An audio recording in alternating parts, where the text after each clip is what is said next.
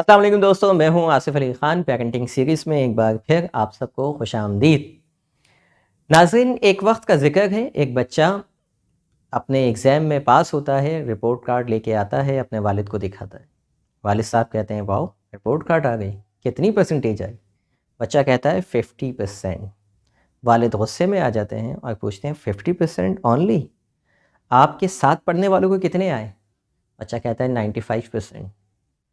वालिद को गुस्सा आता है, कहते हैं कि तुम और वो एक ही स्कूल में पढ़ते थे, एक ही तरह के रिसोर्सेस मौजूद हैं, एक ही तरह के माहौल में हो, एक ही तरह के असातिज़ा तुम्हें पढ़ाते हैं, उसके बावजूद फ़लाँ का बच्चा जो है वो इतने अच्छे मार्क्स लेके आ गया और तुम नालायक 50% मार्क्स लेके ये रिपोर्ट कार्ड मेरे पास लेके आए हो, शर्म आनी चाहिए। तो बच्चा थोड़ी देर के लिए ख़ामोश हो जाता है और उसके बाद वो अपने वालिद से पूछता है कि बाबा, मैंने जो भी नंबर लिए, आपने उस नंबर को अप्रिशिएट नहीं किया, बल्कि किसी दूसरे बच्चे के, किसी दूसरे वालिद के बच्चे को आपने अप्रिशिएट किया।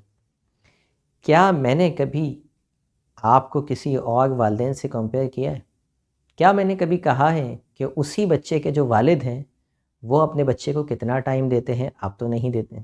उसी बच्चे के जो वालिद हैं वो सिगरेट नहीं पीते, आप स्मोकिंग करते हैं और मुझे तो रोकते हैं इस काम के लिए। उसी बच्चे के वालिद उसको टॉयज़ भी दिलाते हैं, उसको टाइम भी देते हैं, उसको घुमाते फिराते भी हैं, उससे मोहब्बत का इज़हार भी करते हैं, लेकिन आप तो मुझसे नहीं करते। क्या मैंने आपको कभी किसी और वालिदैन से कंपेयर किया है? तो जब मैंने नहीं किया तो आप कैसे मुझे किसी और से कंपेयर कर सकते हैं? नाज़रीन, ये कहानी हमें ये बताती है कि हम अपने बच्चों को, चाहे वो जैसे भी हैं, वो हमारे बच्चे हैं। हमें ये कोई हक़ नहीं पहुंचता कि जो चीज़ अल्लाह ने हमें दी है हम ले जाके उसको किसी दूसरे से कंपेयर करें, किसी दूसरे को से बताएं कि वो बेहतर है और ये नहीं। नाज़रीन, ये वो हैबिट होती है वालिदैन की, जो चंद नंबरों के ख़ातिर, चंद अच्छे नंबरों के ख़ातिर अपने बच्चों की सेल्फ़ इमेज को हम हमेशा के लिए ख़राब कर देते हैं। उनकी सेल्फ़ इमेज की कैसे ख़राब होती है? क्यों? क्योंकि वो अपनी इमेज से ज़्यादा बेहतर किसी और को देखने लग जाता है। वो अपने आप से ज़्यादा बेहतर किसी और बच्चे को जानने लग जाता है। जब भी हम अपने से बेहतर किसी को जानने लग जाते हैं, तो हम अपने अंदर कई नफ़सियाती मसाइल को जन्म देते हैं। वो नफ़सियाती मसाइल लैक ऑफ कॉन्फिडेंस भी हो सकता है, वो नफ़सियाती मसाइल अपनी पुअर सेल्फ एस्टीम हो सकती है, यानी अपने आप को कमतर, अपनी वर्थ को कमतर समझना।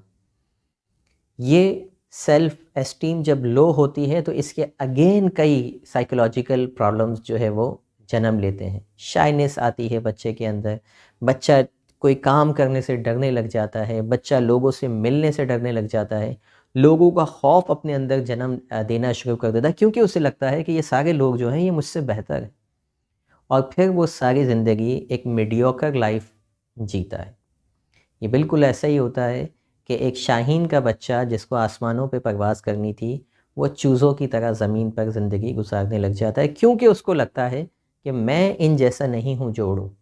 क्यों? बचपन से जब आपने कहा कि तुम तो इनके जैसे हो नहीं, वो बेहतर हैं तुमसे, तो लाज़मी वो इमेजिनेशन के अंदर अपने आप को कमतर जानने लग जाता है और यूँ एहसास कमतरी का हमेशा वो शिकार रहता है। अपने बच्चों पर ये ज़ुल्म हरगिज़ ना कीजिए। वो जैसे भी हैं, उनको दूसरों से कंपेयर नहीं कीजिए, उनको उनकी अपनी परफॉर्मेंस, उनसे पूछिए कि बेटा 50% आए, पिछले साल आपके कितने आए थे? अब वो बच्चा बताएगा कि पिछले साल मेरे इतने थे। उससे कंपेयर करें, बेटा पिछले साल तो आपके 60 थे, इस साल आपके 50 क्यों हैं, 55 क्यों हैं, कम क्यों हैं? फिर उन वजूहात को जानने की कोशिश कीजिए, बजाय बच्चे को लान-तान करने, बजाय बच्चे को ये कहने के कि तुम नालायक हो, ये बताइए कि बेटा ऐसा क्या हुआ? उस वक़्त ऐसा क्या हुआ था कि तुमने अच्छा परफ़ॉर्म किया था और इस वक़्त वो क्या चीज़ें हैं जिसकी वज़ह से तुम परफ़ॉर्म नहीं कर पाए? ये रिपोर्ट कार्ड की मैंने सिर्फ़ एक एग्ज़ाम्पल दी है। इसको आप ज़िंदगी के किसी भी चीज़ के ऊपर अप्लाई कर सकते हैं, बच्चों के हवाले से। जहाँ-जहाँ आप बच्चों को कंपेयर करते हैं, ख़ानदान में कंपेयर करते हैं लोग, बहन भाइयों के, अपने ही बहन भाइयों के बच्चों से कंपेयर करते हैं। देखो तुम्हारी खाला का बेटा, देखो तुम्हारी फूफो का बेटा, वो तो कितना अच्छा जा रहा है, तुम कैसे जा रहे हो? भाई वो अलग चीज़ है, वो अलग प्रोडक्ट है, उसको छोड़ दें। आप सिर्फ अपने बच्चे पे फोकस करें, फॉरगेट अबाउट अदर्स। उम्मीद है इस कहानी से, इस लेक्चर से आपको इंस्पिरेशन मिलेगी, आप इसके बारे में मज़ीद सोचेंगे और इस तरह की गलतियाँ करने से अपने आप को बाज रखेंगे। मिलते हैं अगले वीडियो में। Thank you for watching. अल्लाह हाफ़िज़।